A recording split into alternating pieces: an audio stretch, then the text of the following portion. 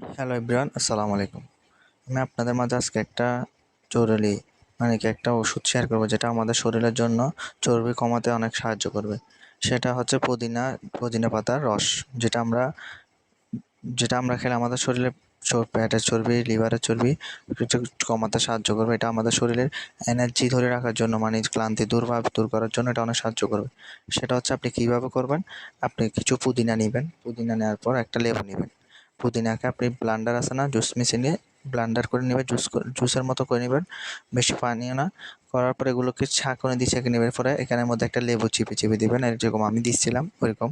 এরপর হালকা লবণ দেবেন, বিট লবণ বা এমনি লবণ দিয়ে এগুলোকে সুন্দর করে নেড়ে পানি দিয়ে এগুলোকে কতক্ষণ বিভিন্ন রকম যেন মিক্সটা ভালো করে হয়। তো হওয়ার পর আপনি সুন্দর করে গরম পানি দিলে আরও ভালো।